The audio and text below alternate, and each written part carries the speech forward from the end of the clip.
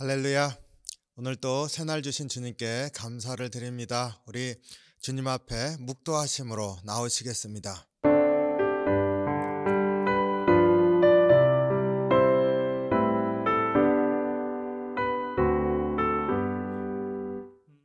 아멘. 찬송 364장 내 기도하는 그 시간 함께 찬송합니다.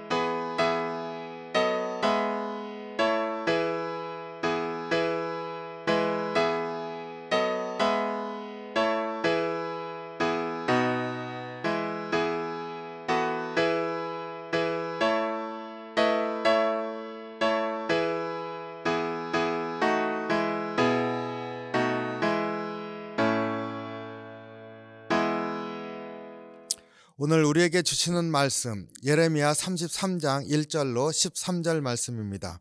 함께 봉독하겠습니다. 예레미야가 아직 시위대 뜰에 갇혀 있을 때 여호와의 말씀이 그에게 두 번째로 임하니라. 이르시되 이를 행하시는 여호와, 그것을 만들며 성취하시는 여호와, 그의 이름을 여호와라 하는 이가 이와 같이 이르시도다. 너는 내게 부르짖으라. 내가 내게 응답하겠고 내가 알지 못하는 크고 은밀한 일을 내게 보이리라. 이스라엘의 하나님 여호와께서 말씀하시니라. 무리가 이 성읍의 가옥과 유다 왕궁을 헐어서 갈대아인의 참호와 칼을 대항하여 싸우려 하였으나 내가 나의 노여움과 분함으로 그들을 죽이고 그들의 시체로 이 성을 채우게 하였나니 이는 그들의 모든 악행으로 말미암아 나의 얼굴을 가리어 이 성을 돌아보지 아니하였음이라. 그러나 보라, 내가 이 성읍을 치료하며 고쳐 낫게 하고 평안과 진실이 풍성함을 그들에게 나타낼 것이며 내가 유다의 포로와 이스라엘의 포로를 돌아오게 하여 그들을 처음과 같이 세울 것이며 내가 그들을 내게 범한 그 모든 죄악에서 정하게 하며 그들이 내게 범하며 행한 모든 죄악을 사할 것이라. 이 성읍이 세계 열방 앞에서 나의 기쁨 이름이 될 것이며 찬송과 영광이 될 것이요 그들은 내가 이 백성에게 베푼 모든 복을 들을 것이요 내가 이 성읍에 베푼 모든 복과 모든 평안으로 말미암아 두려워 떨리라. 여호와께서 이와 같이 말씀하시니라. 너희가 가리켜 말하기를 황폐하여 사람도 없고 짐승도 없다 하던 여기 곧 황폐하여 사람도 없고 주민도 없고 짐승도 없던 유다 성읍들과 예루살렘 거리에서 즐거워하는 소리, 기뻐하는 소리, 신랑의 소리, 신부의 소리와 및 만군의 여호와께 감사하라. 여호와는 선하시니 그 인자하심이 영원하다 하는 소리와 여호와의 성전에 감사제를 드리는 자들의 소리가 다시 들리리니 이는 내가 이 땅에 포로를 돌려보내어 지난 날처럼 되게 할 것임이라. 여호와의 말씀이니라. 만군의 여호와께서 이와 같이 말씀하시니라. 황폐하여 사람도 없고 짐승도 없던 이곳과 이 모든 성읍에 다시 목자가 살 곳이 있으리니 그의 양떼를 눕게 할 것이라. 산지 성읍들과 평지 성읍들과 네겝의 성읍들과 베냐민 땅과 예루살렘 사면과 유다 성읍들에서 양떼가 다시 계수하는 자의 손 아래로 지나가리라. 여호와께서 말씀하시니라. 아멘. 기도하겠습니다. 사랑의 주님, 오늘 또 주의 말씀으로 살기를 소원할 때 참으로 이 시간 주의 말씀 우리 가운데 또 들려주시고 새겨주시옵소서.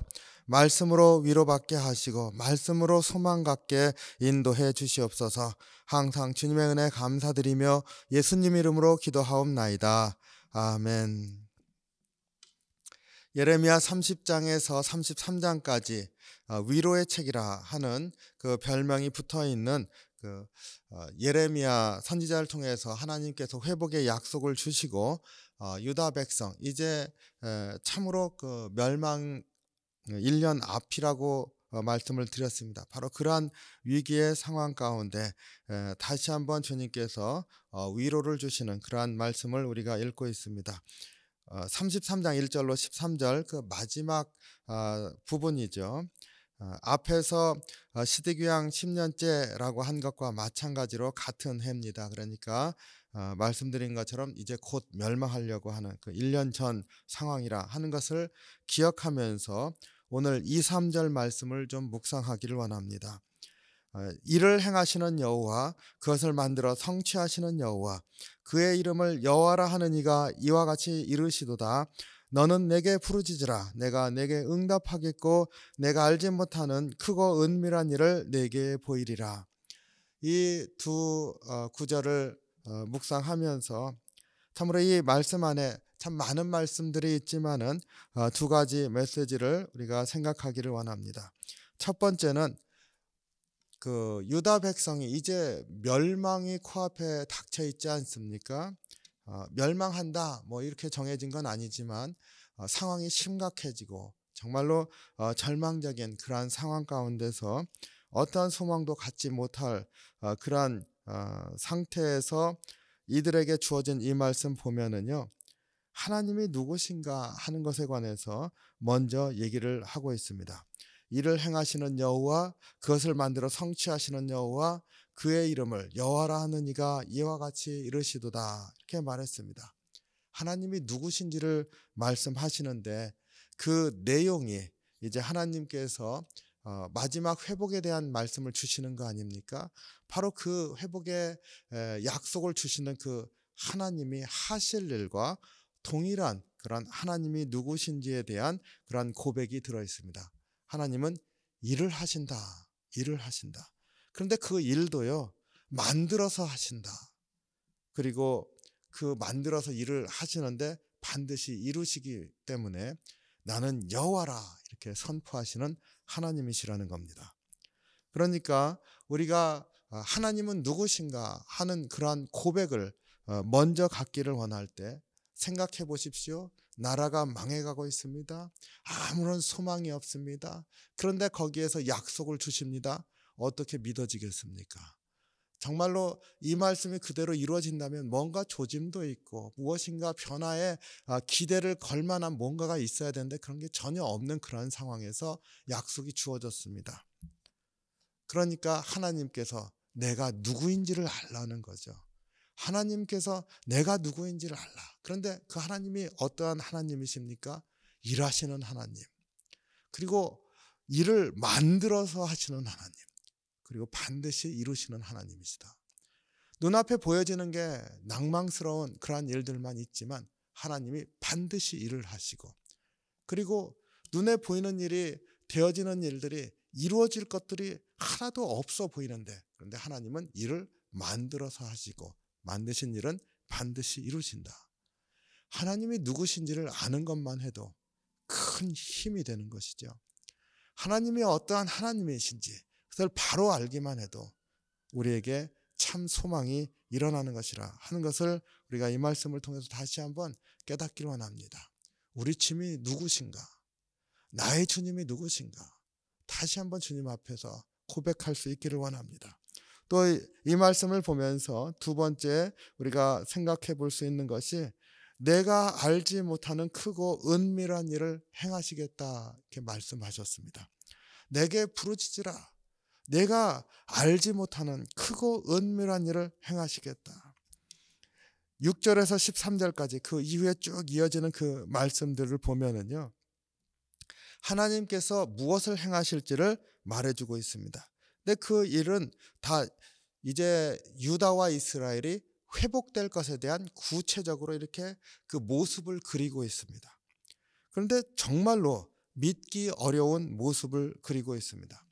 사실은 우리의 그 삶 가운데서 큰 일이 일어난다고 했을 때 큰 일은 하루아침에 일어나지 않지 않습니까? 무슨 일을 뭐 하려고 한번 생각을 해보세요. 그러면 그 일을 이룰 때 참 우여곡절도 많고 생각지 못했었던 어려움도 닥치는데 또 그것을 어떻게 이겨내고 그러면서 일이 이루어지지 않습니까? 그러다 보니까 시간도 많이 걸리고, 그런데 그게 큰 일이라고 생각을 해보세요. 큰 일. 그러면은 얼마나 많은 일들이 있고 또 얼마나 긴 시간이 걸리겠습니까? 그런 것들을 감내하면서 일은 사실은 이루어지는 거 아니에요? 우리 사람이 살면서 하는 일들도 그렇습니다. 그런데 하나님께서 이제 하시겠다고 하는 그 일을 보기를 원합니다. 지금 눈앞에 벌어지는 일과 하나님이 이루시겠다고 하는 일은 오늘 이 뒤에 본문에서 쭉 열거하고 있는데 정말로 상반된 일입니다. 지금 눈앞에 벌어지고 있는 일, 4절 5절이죠. 이스라엘 하나님 여호와께서 말씀하시니라, 무리가 이 성읍의 가옥과 유다 왕궁을 헐어서 갈대아인의 참호와 칼을 대항하여 싸우려 하였으나 내가 나의 노여움과 분함으로 그들을 죽이고 그들의 시체로 이 성을 채우게 하였나니. 눈앞에 벌어지는 일은 그겁니다. 그 바벨론과 맞서 싸우려고 무엇인가 참호도 만들고 요새처럼 해갖고 싸우려고 하는데 그곳에 쌓이는 것은 유다 백성들의 시체만 쌓인다는 겁니다. 그러니까 다 죽어가고 있다는 것이죠. 눈에 보이는 일은 바로 이러한 거죠. 현실입니다. 이것에 비해서 10절에서 11절 대표적으로 하나님께서 이루실 일을 얘기하는데 전혀 상반되어 있습니다. 여호와께서 이와 같이 말씀하시니라, 너희가 가리켜 말하기를 황폐하여 사람도 없고 짐승도 없다 하던 여기 곧 황폐하여 사람도 없고 주민도 없고 짐승도 없던 유다 성읍들과 예루살렘 거리에서 즐거워하는 소리, 기뻐하는 소리, 신랑의 소리, 신부의 소리와 및 만군의 여호와께 감사하라, 여호와는 선하시니 그 인자하심이 영원하다 하는 소리와 여호와의 성전에 감사제를 드리는 자들의 소리가 다시 들리리니. 그리고 이제 양떼들이 많아지겠다 하는 그러한 약속의 말씀을 이렇게 하고 있습니다. 그러니까 눈에 보이는 일은 사람들이 죽어서 시체처럼 쌓여가는 그러한 일들이 보여지고 있는데, 이제 하나님께서 주시는 약속 이루어질 때에는 이곳에서 감사의 찬양소리, 웃음소리, 그리고 양떼들이 지나가는 소리로 가득 차겠다 얘기를 하고 있습니다. 생각해 보세요. 이것과 이것의 그 괴리감이 얼마나 큽니까? 이것을 받아들일 수 있을까요? 하나님께서 이루시겠다 하는 약속으로 이렇게 엄청난 일을 응답으로 받았다고 한다면 내가 그런 응답을 받으면 기뻐질 수 있을까요? 어떤 큰 역사를, 정말로 큰 일을 이루어 주신다고 하나님께서 말씀하셨을 때 우리가 그것을 과연 믿음으로 아멘 할 수 있을까 생각하게 됩니다. 쉽지 않죠. 눈앞에 보여지는 현실과 하나님 주신다는 약속의 거리가 크면 클수록, 하나님이 더 큰 일을 이루신다고 하면 더 큰 일을 이룰수록 그 거리는 더 커질 텐데 그것을 우리가 받아들일 믿음의 준비가 되어 있을까? 크고 은밀한 역사, 크고 은밀한 역사. 그것은 하나님께서는 그 일이 이루어지는 길을 이미 보고 계시고 백성들이 그것을 받아들이는 것이 어떤 과정을 통해서 받아들이실지도 이미 보고 계시면서 주시는 약속이지만 우리 사람들은 그것을 지금 당장에 받을 수 없을 겁니다. 유다 백성이 실제로 이 말을 온전하게 받지 못했지요. 그러니 크고 은밀한 역사, 얼마나 크고 은밀한 역사인지 우리가 이것을 통해서 알 수가 있습니다.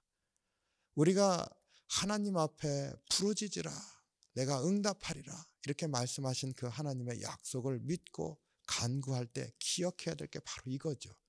주님을 믿는데 주님이 이루신다고 하는 것을 믿는 겁니다. 우리의 심령 가운데 응답을 주셔도요, 믿겨지지가 않는 게 우리 사람의 모습입니다. 그렇기 때문에 내 심령이 믿음으로 서려고 애쓰고 주님의 약속을 붙들려고 애쓰고 하면서 점차로 주의 약속을 믿을 수 있는 심령으로 우리가 자라나가는 거 아니겠습니까? 그러니까 우리가 오늘 이 메시지를 통해서 알 수 있는 것 두 가지, 우리가 기도할 때 반드시 가져야 할 그런 우리의 자세인 줄로 압니다. 무엇이냐? 하나님이 누구신지를 분명하게 아는 것.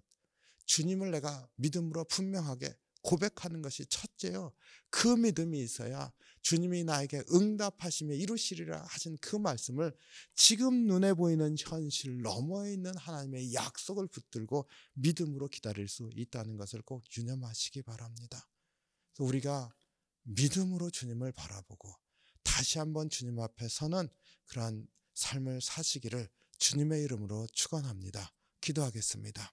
사랑이 많으신 주님, 우리의 인생을 주관하시고 이끄시는 분이 주님이심을 고백합니다. 우리 눈에 보이지 않는 우리의 인생의 길을 우리가 어떻게 확신하며 살 수 있겠습니까? 그러나 주님께서는 우리의 인생을 바라보시면서 약속을 주시고 이루시겠다 말씀하시는 줄 믿습니다. 주님의 약속을 믿고 주님을 의지하면서 주께서 이루시는 길을 나아가는 저희들의 삶이 될 수 있게 인도해 주시옵소서.